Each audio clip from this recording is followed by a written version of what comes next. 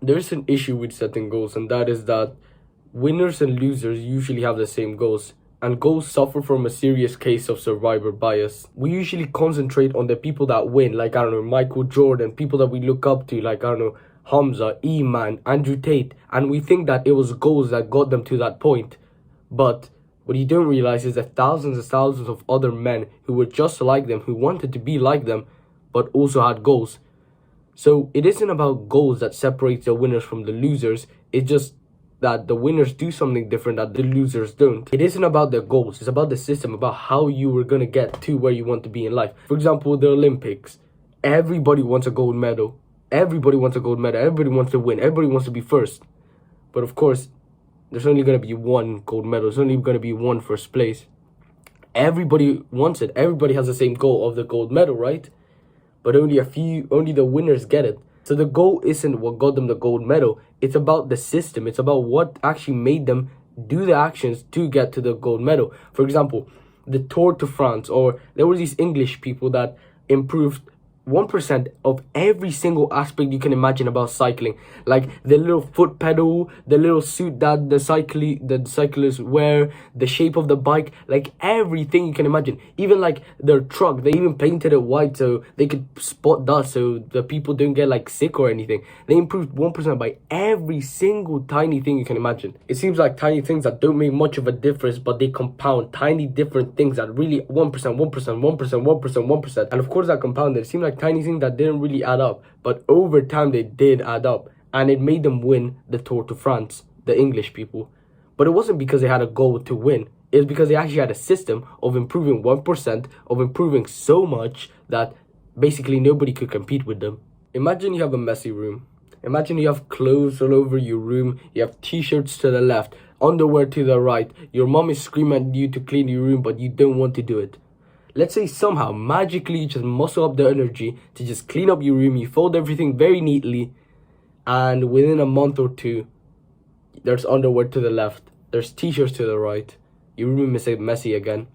And that is the second issue with goals, and that is that achieving goals is only a momentary change. Like in the room example, if you somehow muscle up the courage and you clean up your room, it's all nice, it's all folded, it's all vacuumed, it's all cleaned up of all the dust, it's all like your bed is nice and folded, your pillows are nice and tucked. If you still have the rat pack habit of just throwing your clothes to the left, putting your underwear whatever you want, not making your bed before you go to school or before you go to work or whatever, then you're just gonna end up in the exact same place.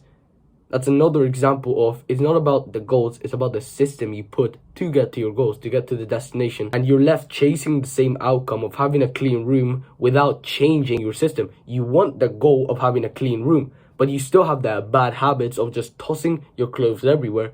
So it's not about the goal, it's about you just not tossing your clothes everywhere. Right? And something very interesting is when you resolve a problem, or when you get to a goal to the results level, you're only fixing it temporarily. So whenever you make the muscle at the gym, you make the muscle, but let's say you don't have the good habits to keep up the muscle, then you're just gonna go back to your norm. If you fix your habits and your inputs to the input level, so you eat clean, you work out consistently, you clean your room consistently, then your outputs, your goals will fix themselves. This is one of the most deadliest one, which is goals restrict happiness.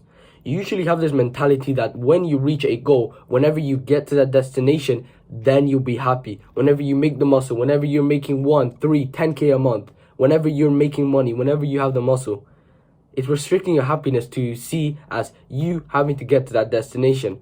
But what did the way of the superior man teach us? Stop hoping for a completion of life. We think that in some way that this will naturally change us, that this is gonna like change our lives, but it really isn't. And most guys think that in some fundamental way their life will change, but it doesn't. It's a game of having problems, solving problems, tossing and playing. And this is why systems are very powerful, because when you set goals, you almost narrow yourself to one destination. You almost narrow your happiness. And if you do achieve the goal, then you'll be happy. If you don't achieve the goal, then you won't be happy. But that is why enjoying the journey, the system, it doesn't matter how you get there, as long as you get there. So it's not about just getting to the goal, it's about the way you get to the goal. So it doesn't make any sense to restrict your happiness to one path where there are like millions and millions of paths to success. You can become a YouTuber. You can start an agency. You can start copywriting. You can start making TikToks. You can start, I don't know, an OnlyFans or whatever. There are millions of paths to 10K a month. There's millions of paths to making your first dollar online. And this last one is something I fell victim for. And that is that goals are at odds with long-term progress. And a few months ago, when I was still doing copywriting, I had such a burning desire to make money. I had such a burning desire to get my first client. I had such a burning desire. Every single day, I was waking up at 6 a.m. religiously, working 1 hour deep work before school, literally not going out with anyone, 3 hours after school, getting my nightly routine, going to bed early, every single day, day in, day out. Money was such a powerful driving force. I was literally thinking to myself, oh, I'm gonna retire my family. This was gonna retire me and my family. This was gonna make me millions in the future. This is what's gonna attract my future wife. But guess what? Now that I look back, I realized that I was making one of the biggest mistakes. Not only was I boxing myself into restricting my happiness, but also I was gonna play for the short game. That I wanted to make a little bit of money so I could do this other thing. So I could make money so I could provide for my family. But the issue was, let's say I did make money. Let's say I did get my first, second, third client. Then what is my motivation then? There's no more money. Money won't make me more happier. Sure, it can buy me more stuff, but will it make me happier? And the true long-term thinking is less goal-oriented, so making a 10K a month, providing for my family. It's more about the systems that you can sustain for the long run. Because imagine you find something that you absolutely love, and you do it for the rest of your life. Then would it be crazy to think that you would probably get very good at it, or at least you'll be able to get pretty good at it, that you get a bit of success? And that's so eye-opening, because nowadays with the power of social media, you can generally do whatever you want. You can be on self-improvement, you can be an OnlyFans actor, you can do whatever, and you can still make money. So if goals aren't what you need to be focusing on, then how do you focus on your system? First, ask yourself these two questions. What is it that you really want? Like, don't lie to me, don't bullshit yourself. Really, what do you want? What is your core desire? Because if you tell me it's 10K a month, that's cap. That's because Andrew Tate, Iman, Hamza told you that 10K a month is gonna make you financially free. Bro, don't tell me 10K a month. Tell me exactly what you want. For example, getting 3 clients with your agency, getting 3 clients with your copywriting, getting 4 1K clients with your by the end of 2024. Tell me the exact goal that you want. And if you tell me something like, make 3K by the end of this year with my agency, getting at least 1 client or 2 clients, now we're talking. Now you have a specific goal. You're not being this shallow mindset of just 10K a month. Because then you're kind of being a sheep. Because where did the desire to get 10K a month come from? Big influencers, right? It wasn't because you were desiring it. You probably were happy making 1, 2, 3K a month. But big influencers told you that you need to be making 10K a month, right?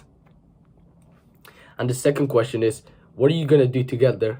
So you know where you want to be. You know the exact destination. And remember, don't restrict your happiness. Don't think that when you get to this goal, then you'll be happy. Enjoy what you do. Enjoy the journey. Enjoy doing your agency. Enjoy making your YouTube videos. Enjoy doing whatever you're doing. Don't box yourself in. Because that's what I did with my copywriting. I boxed myself in. I literally became a social outcast. I went out with no one. Out with nowhere. Out with nothing.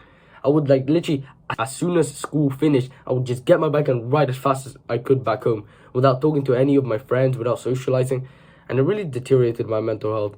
And I don't want you to fall under that same path of just focusing so much on your goals. And something that's very important is, and just because you want to make money and you focus on achieving success on your goals, is don't just ignore women. Because this is a very big issue that I see so many men, this parrot narrative that, oh, I'm focusing on my goals, king. I'm not focusing on girls. If you're on self-improvement, then if you're a man, then you probably should be focusing on girls. You probably should be able to attract women. Because even when I was in my super focused copywriting phase, I was still speaking to girls in class. I still was a little bit comfortable speaking to girls in just speaking to them. Most men can't even speak to girls.